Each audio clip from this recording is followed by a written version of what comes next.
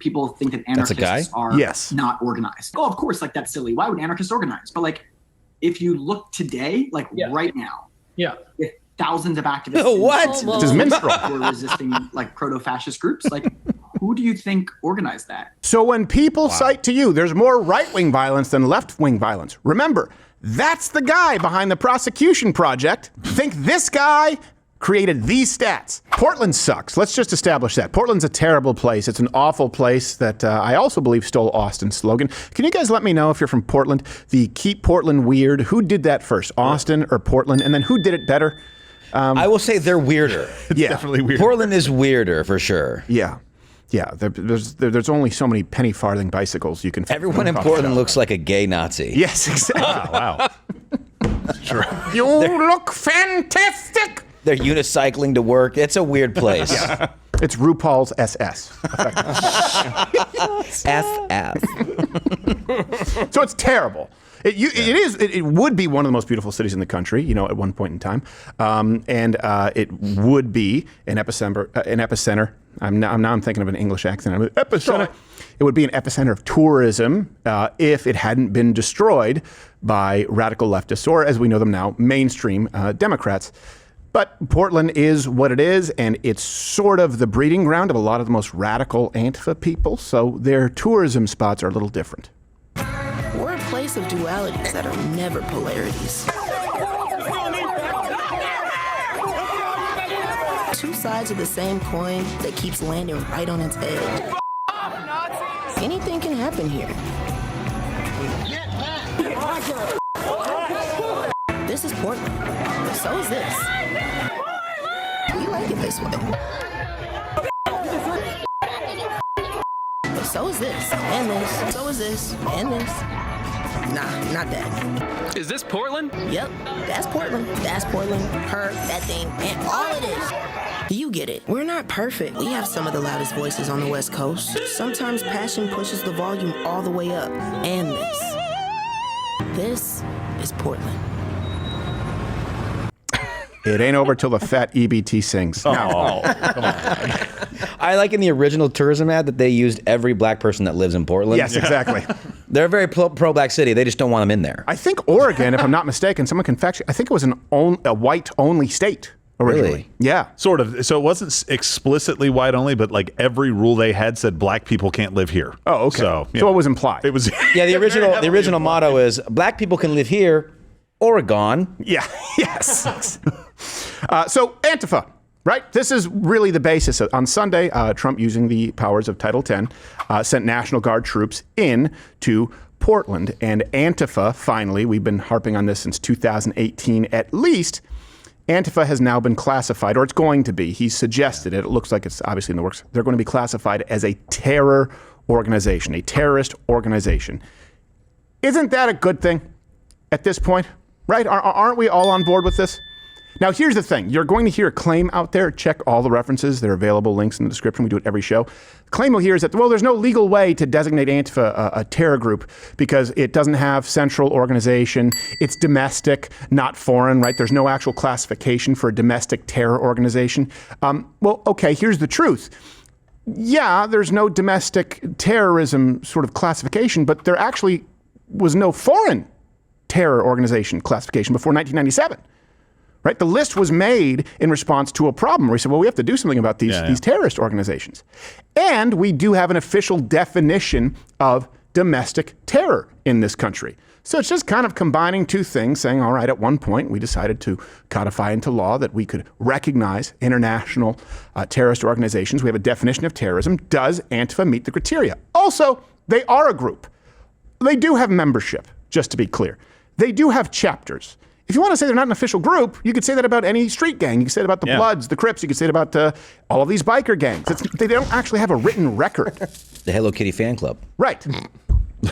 And they didn't have a 501c3. No, that's exactly right. So it's a silly argument, but you will hear it from the left, even though they claim otherwise when they're behind closed doors. So we're going to get into this and kind of make the case for you. But first, download the Rumble app. Follow me there. That's the best way to stay in touch. YouTube said they were going to let people back on, but they immediately booted Alex Jones and said, no, we're not actually doing that yet. So you guys should be on Rumble. Here are a couple of key facts. Key fact number one.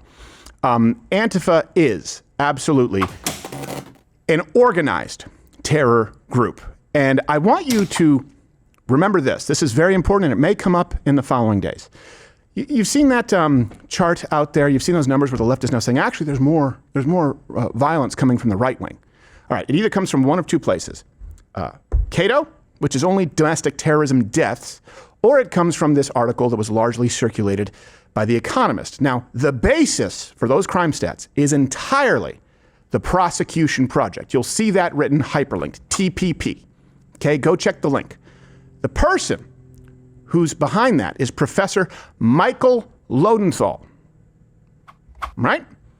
So the numbers that you're hearing, there's more right-wing violence than left-wing violence, is from this organization and this man, Professor Michael Lodenthal, who, by the way, was arrested alongside his Antifa brethren at the January 20th protest when Donald Trump became president.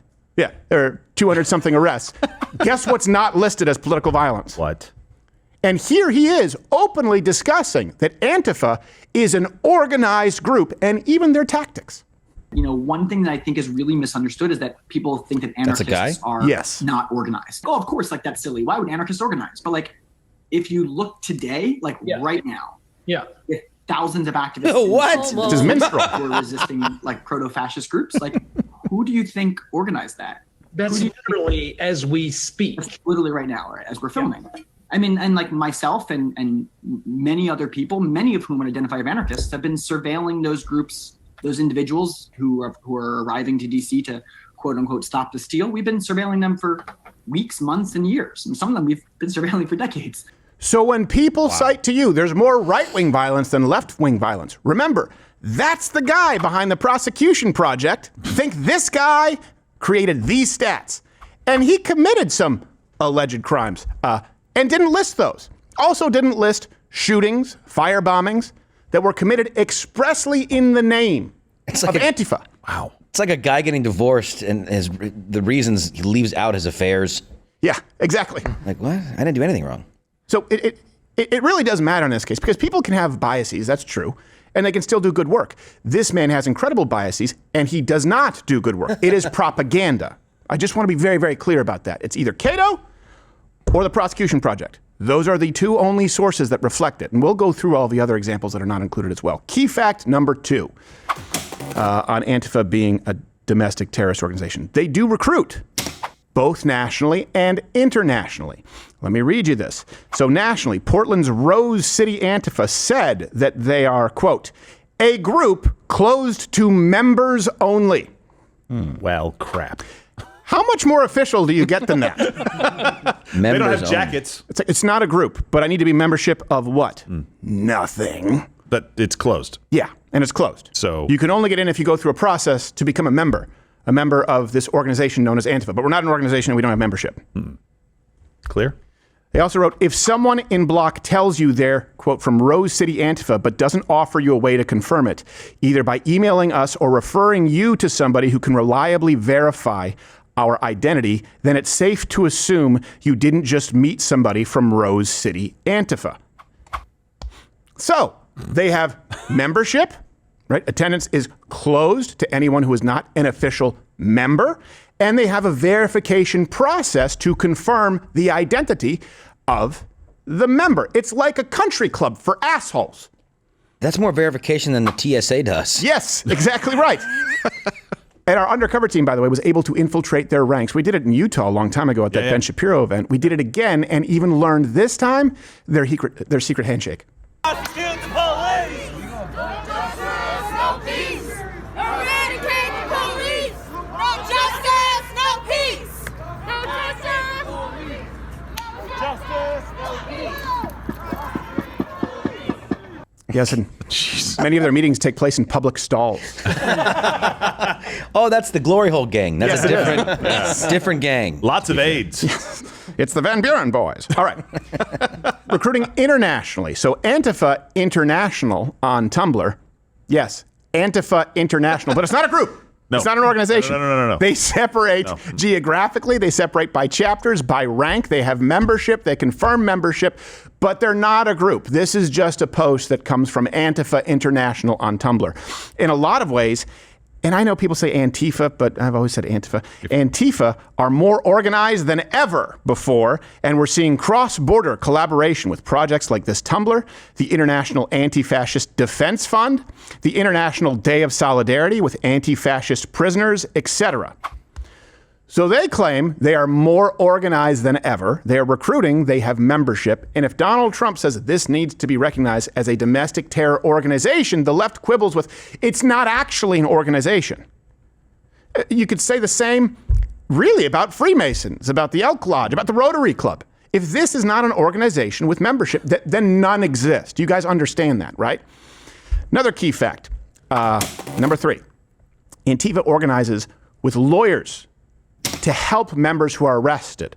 So they actually do have funding. Some people out there have done some great work in tracking it. And they have lawyers, I would believe, on retainer. So Andy Ngo, by the way, a gay guy who looks very normal, you'll see in this clip. Like our gays look normal. Their gays look like they just crawled out of a sewer.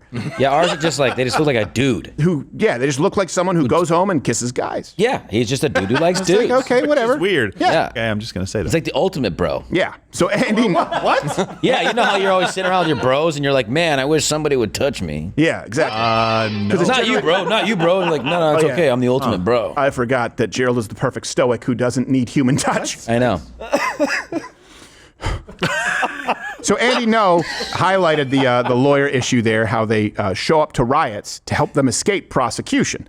And they've been very effective with this. This is what he wrote. He wrote, if you see people in these green hats at far-left riots, know that they are not independent legal observers, but are members of an Antifa legal group called the National Lawyers Guild. The group helps Antifa and far-left terrorists escape prosecution. And this is a guy who got mercilessly beaten by multiple members of Antifa, by the way. And I know that many escaped without charges, probably because of these lawyers. Yeah. Here is what these Antifa lawyers actually look like.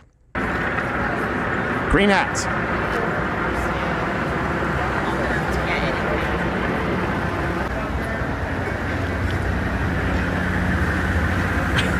They look like sad Seahawks fans after a loss. They look like they should be thrown into the court at a WNBA game. Yes.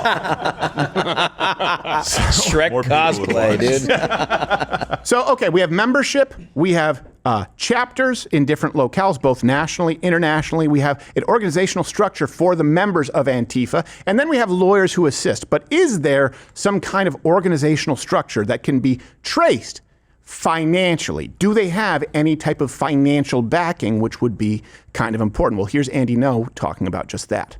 How's that raised? Well, a lot of it was done through things like GoFundMe, out completely in the open, not dark money, not Bitcoin or some other currency like that on GoFundMe. Now, where higher levels of sourcing of funding come from, that flows through many of the registered nonprofits, many of them who actually receive state funding. And another thing that is adjacent to the funding or money question, rather, is that rioters and violent suspects on the left are actually encouraged to be violent because there are these networks of attorneys who are immediately available to file civil lawsuits against police departments in cities claiming police brutality.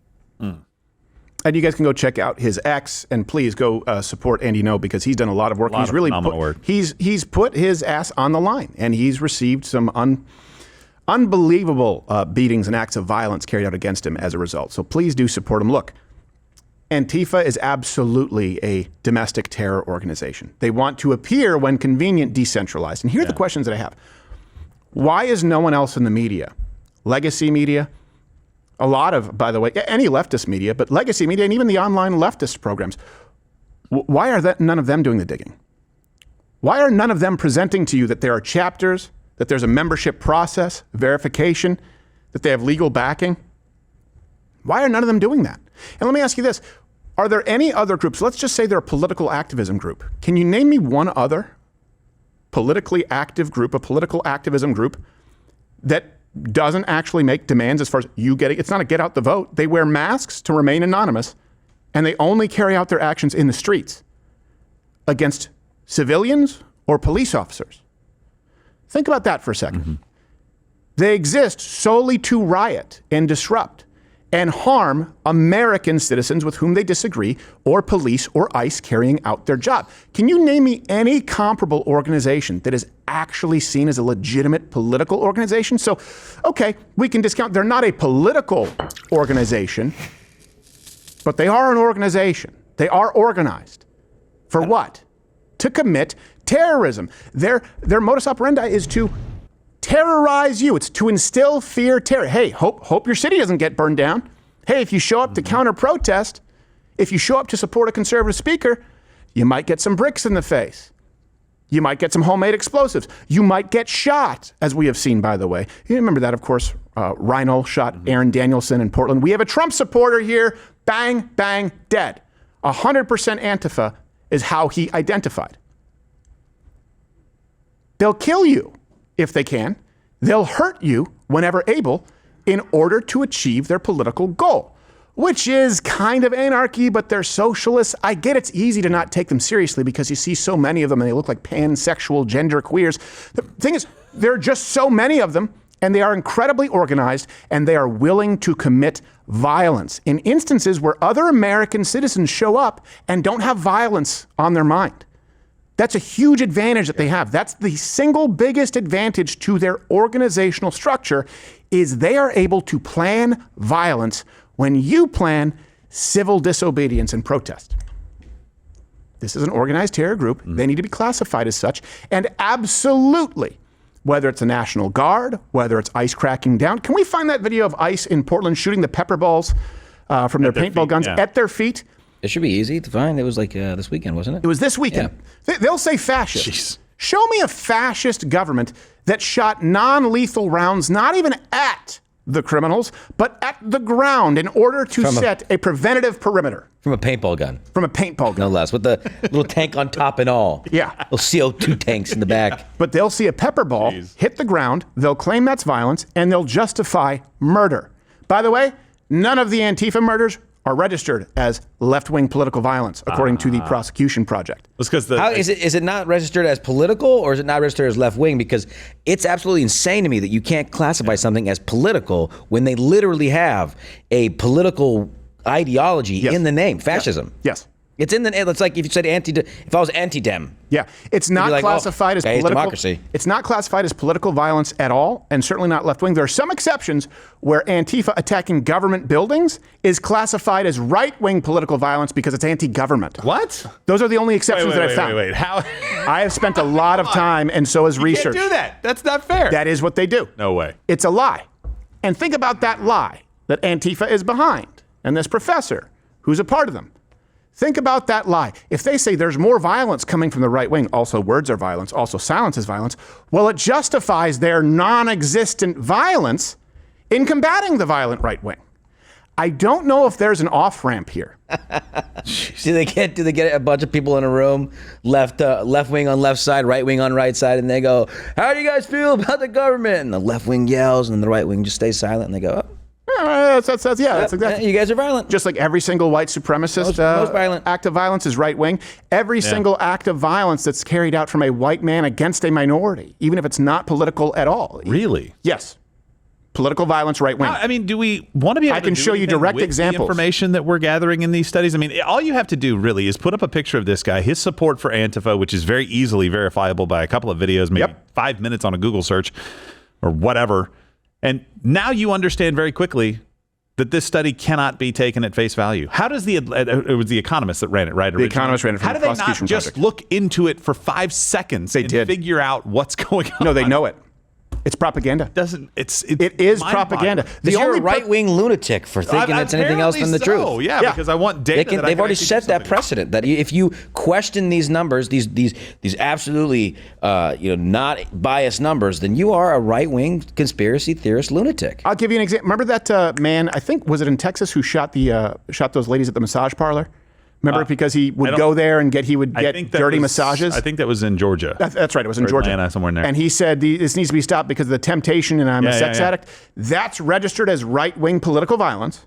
Really? Yep, because not laughing at some of the people were shot are minorities. So if you're going to use that standard, How can a non-organization with a charter, with a list of demands, a membership process, and by the way, a mission statement on fighting right-wing fascism not be included? How can you include a random shooting from a psycho with no political goal and not include the many, many, many people murdered, let alone assaulted at the hands of Antifa? I was just thinking about how the Antifa is, you can only go to Antifa meetings if you're a member. Right. But they support illegal immigration. Yes. It's just very funny to me. I don't know if Like, you don't have to be a member of the U.S. to be here, but our meetings are very closed off. Oh, you're from MS-13? Well, we can just give them a Taft-Hartley agreement. Oh, you're still here? And you're still watching this on YouTube? You've probably noticed something is missing by now. I'm not here. That's because the Live Daily Show is now streaming exclusively on Rumble weekdays at 11 a.m. Eastern. Tune in there, where nothing is censored.